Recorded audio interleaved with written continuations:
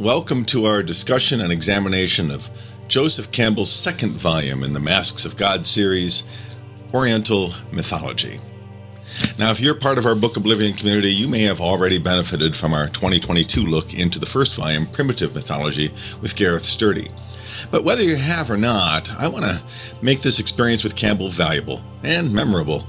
After all, the work is daunting, coming in at 9 chapters and over 500 pages of Asian burial rituals, creation stories, and perhaps some real enlightenment into how we come to believe what we do, no matter what your background in Campbell or the study of mythology. Joseph Campbell these days is sometimes the first person we think of when we talk about mythology in general.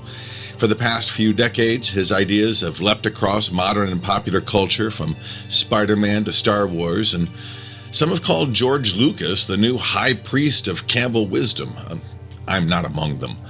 But ever since the popularizing of the hero's journey through the monomyth, all stories are one story, we cannot seem to escape this tic-tac-sized encapsulation of Campbell's thought.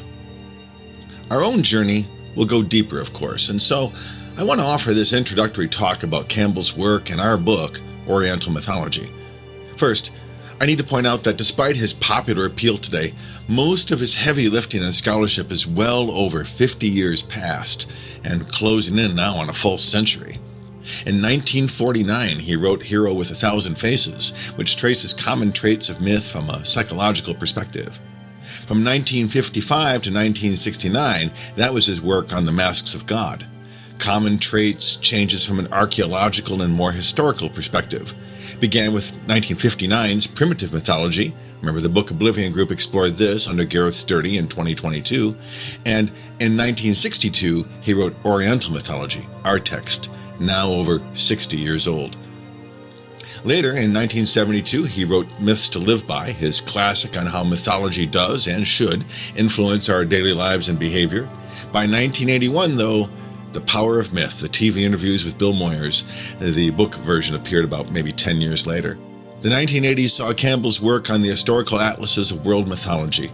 It was incomplete at his death in 1987, but by that point, Campbell had already made his mark on popular culture. In between and afterwards, dozens of books, audio lectures, filmed interviews, hundreds of books and films based upon his scholarship, and an untold number of stories across the ages which resonate all the more for us in the patterns, themes, motifs Campbell discovered. Not all of this has been well received, of course. For one, the Masks of God series is now several decades old, and thus Campbell's sources and our understanding of archaeological and historical evidence have been updated, revised. Fortunately for us, the Campbell Foundation has re-released the series in the early 2020s with more of the egregious errors in scholarship corrected or noted. Even better, fewer changes were necessary to our second volume in the Masks of God series, Oriental Mythology. As an aside, though, there are several versions of Oriental Mythology you could read with our group then. You could read the 1962 original edition or one of its reprints. That's the least expensive, by the way. The 2021 updated version, as of this recording, only in hardcover. There is a 2021 updated ebook version and a 2021 audiobook by Brilliance Audio. All those will work well. But remember, our public libraries are amazing places for free books. But back to the criticisms of Campbell, which regrettably do not end at dated materials. Apart from his universalist thinking, which by its nature takes a kind of cognitive rolling pin to every religion and philosophy across time, this has, of course, created more than a few accusations against his generalizing and seeming intolerance. Perhaps the most lasting criticism comes from the scholarly fields themselves. Campbell has never considered himself a devout or dedicated scholar to any single academic field.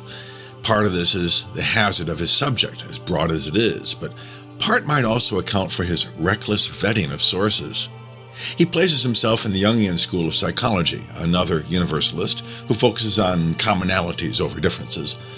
And he accepts other writers like Oswald Spengler, Robert Graves, and Sir James Fraser without blinking, themselves bound up in politics, untested multidisciplinary approaches, and sometimes just fanciful thinking. And I'm only touching upon the problematics of becoming an uncritical devotee to Joseph Campbell, no matter how popular his ideas. Now, all of these points, with historical context for Campbell's thinking, have been explored by Gareth Sturdy in our discussion of the first volume. Read Gareth's Joseph Campbell's Intellectual Tradition, which will be included with our materials for some background. And so, we're left with a fair question. What is the value of this series of books, The Masks of God? Why should we read anything with the title Oriental Mythology? The term Orient I will reserve strictly for Campbell's direct use of it. Today, of course, the term is commonly regarded as offensive, both for its historical connotations of colonialism and exoticism. Instead, we will use the words Eastern or Asian to describe Campbell's universalizing of these cultures. If we are seeking illumination into Eastern mysticism or personal quests in faith, of course, we will be disappointed with this reading. Such would be the task of a spiritual text like the Gita, the Dhammapada, the Tao Te Ching, and the like. I imagine, then, we could read and discuss Campbell's work perhaps 4 ways. We could, if we wanted, examine his methodology, both as a scholar of history and even his own manifesto of methods he employs. This might gain us some more particular criticisms along the way, but I don't know what we would be particularly enlightened by it. We could then pursue the archaeological mystery which Campbell describes in burial mounds and temple architectures and bones and artifacts for their evidence value. But unless any of us are ourselves researchers in these given fields, I doubt we, and certainly not I, are competent for such examinations. We could then look at what he is often recognized for, Campbell's ideas of the mythic experience and its value, of wonder, the irrational, the numinous, and yes, these ideas will make their way into Masks of God as well. We will definitely light upon them, but frankly, these are few and far between in the series. They are ever present in his thinking, but readers of Campbell who want this experience might better turn to The Hero with 1,000 Faces, The Power of Myth, his audio lectures, or even some of the more recent collections of essays and talks like Thou Art That. And so this leaves us with a 4th possibility. We are not fully equipped to critique Campbell's science, and we are somewhat dubious of his dated and compromised scholarship. But honestly, reading The Masks of God feels less like an academic study to me than sometimes a personal reverie on the shifting nature of idea, of story, of human thought. In the first chapter of Oriental Mythology, Campbell marks out a division between Western and Eastern thinking. He then speculates that from 1500 CE to the present, we are seeing what he calls a new synthesis, and he asks what new aesthetic order will now emerge. The 4th way of reading Campbell's The Masks of God may be just this: the evolution of narrative and idea. This is where I will be spending most of my time with the text and where I encourage you to, especially if this is your first time reading. Campbell wants us to think broadly and deeply. For him, those are not contradictions. He wants us to think that way into the patterns which shape our thinking, our ideologies, even our faiths. To assist us, I will try to offer you a rewarding experience along the way, whether you fully complete the reading each week or not, or even if you seek more. I'll make recommendations for what sections of each lengthy chapter seem essential reading, and if need be, you can skip over the others and check my notes for what you missed. More though, I'd like to try and offer us some collective field work, a means to test out Campbell's speculations each chapter, see if his reveries hold any water, by offering us a single short story as the subject of our deeper examination. We will read this together before we reach chapter 2, and we'll spend some time, I suspect, digging together at its mythogenetic roots.